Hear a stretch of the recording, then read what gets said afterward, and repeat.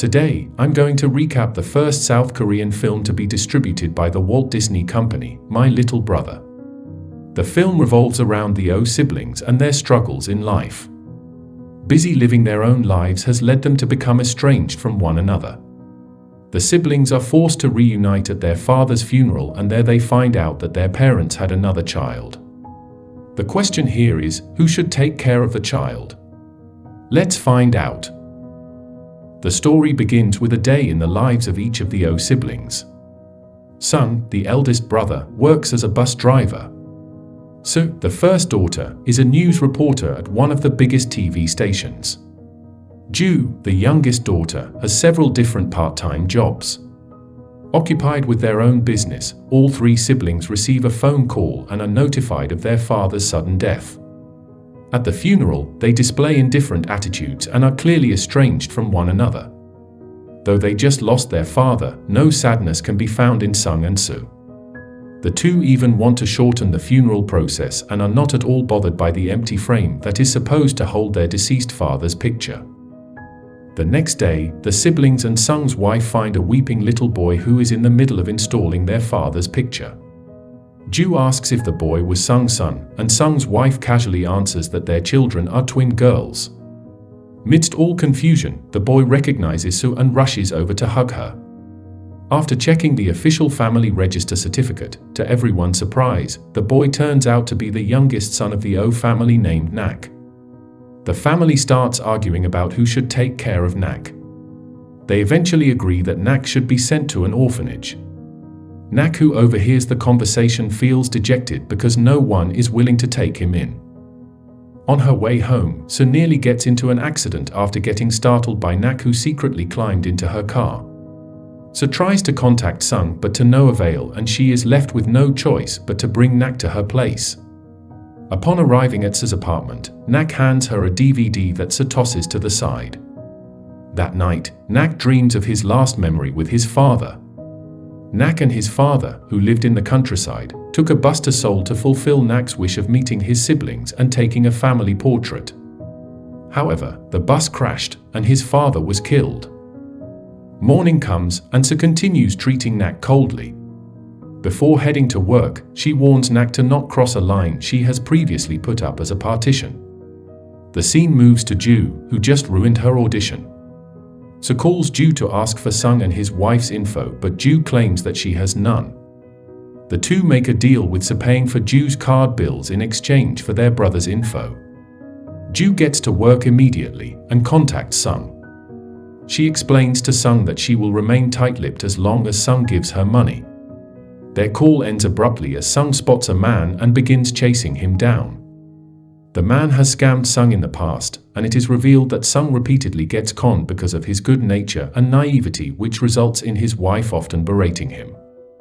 On the other hand, Soo is frustrated at her chief editor, who would not let her expose a dirty politician.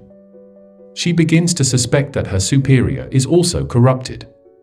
Meanwhile, Nak, who is not accustomed to sitting still the whole day, begins cleaning Soo's apartment.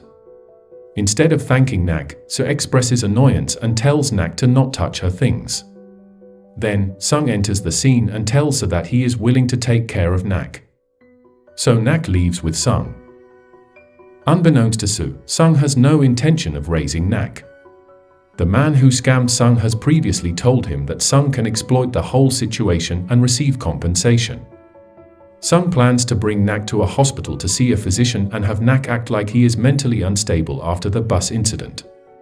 The physician sees through their plan due to Nak and Sung's terrible acting. After the plan falls through, Sung and Nak go to a public bathhouse. There, Nak showcases his unique ability in reading astrology.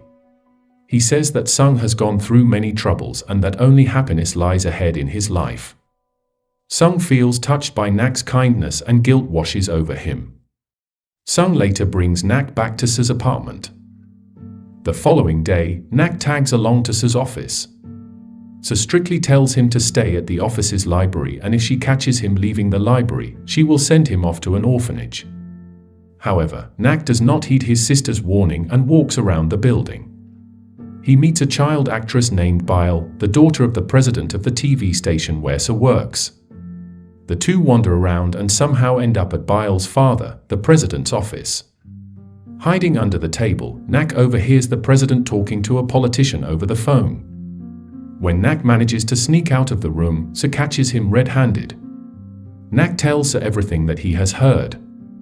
This gives Sue an idea to employ Nak into her scheme of collecting more information on the relationship between the president and the politician. Without further ado, Sue and Nak carry out the mission. They approach the president and his family in hopes to get invited to their house.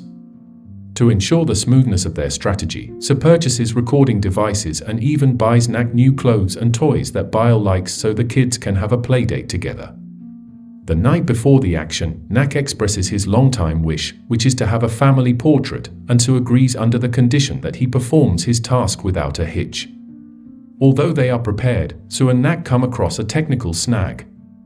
Nak slips the recording device under the president's study room's door by accident. When Sue tries retrieving it, she has to barge into the room by force as the room is locked. Sue's attempt creates a ruckus and everyone's attention, so Sue pretends to be unconscious whilst hiding the device in her mouth. Nak, who is clueless about his sister's ploy, dumps a bowl of water at her.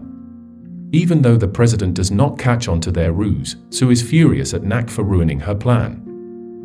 The next day, Sue asks Ju to come and leaves Nak with her since Sue no longer wants anything to do with him. Though Ju is struggling financially, she tries her best to look after Nak. Nak also helps with some of Ju's work. They talk and Nak tells her how he messed up Sue's plan, and Ju tells him how she wanted to give their parents happiness, especially their late mother who was deaf. Here, Nak finds out that Ju is good at sign language. Soon after, Nak asks Ju to help him fix his problem with Sue, but Ju refuses to help. Nak then decides to go by himself and get the recording Sue wants. He leaves without telling his siblings, and while all his siblings search for his whereabouts, Nak stealthily hides in the president's car. At some point, the O siblings spot him riding in the president's car, so they tail the car up close. Nak succeeds in recording the president's devious exchange with the politician, but his cover gets blown up when the car suddenly halts, and Nak fell forward. Realizing that his dirty secret might get exposed, the president swiftly locks the car's door and drives away. Sensing that their youngest brother is in trouble, all O siblings go after the president's car. The president keeps driving and finally stops at a rather secluded area. He forcefully pulls Nak out of the car and attempts to snatch the recording device. Sue comes short after, but the president gets the upper hand and manages to wreck the device by stomping on it. As the president tries to hit Sue, Sung, who just arrived at the scene, immediately strikes a punch at the president. He throws the president to the ground, and before the two get into a brawl, Sue stops them. The president smugly tells Sue that her career as a reporter has come to an end and flees. Sue vents out to her siblings and leaves Nak feeling even guiltier. Sue loses her job, and that evening, all four siblings gather at Sue's house. Without them realizing, Nak's sudden appearance in their lives has brought them back together. Ju finally tells the other two about Nak's birth story, and they discuss sending Nak over to an orphanage due to financial problems. Nak, whom his siblings thought is sleeping, overhears their conversation and cries in silence. The next morning, Sung drives Nak to the orphanage while Sue sits in her living room. She suddenly remembers about the DVD Nak gave to her when he first came to her place. She watches the DVD and finds a video of her mother at the hospital with baby Nak. Sue's mother explains in sign language, apologizes to Sue for being a selfish parent, and further asks her to take care of their baby brother. Sue gets a change of mind, even more, when she discovers her and her siblings' pictures in Nak's smartwatch.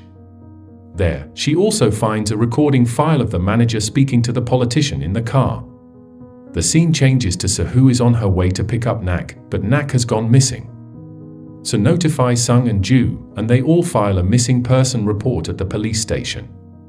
Soon after, someone calls and alerts them about Nak. It turns out that Nak has gone back to their hometown. By the time his siblings find him, he is crying his heart out in front of their parents' grave. Sung, Sue, and Ju apologize to Nak for mistreating him. As the siblings make up for lost time, Su's career takes up a notch after she successfully exposed the dirty business between her manager and the politician. Ju finds a job as a sign language interpreter at a TV station. At the end of the film, the O family fulfills Nak's lifelong wish, taking a family portrait.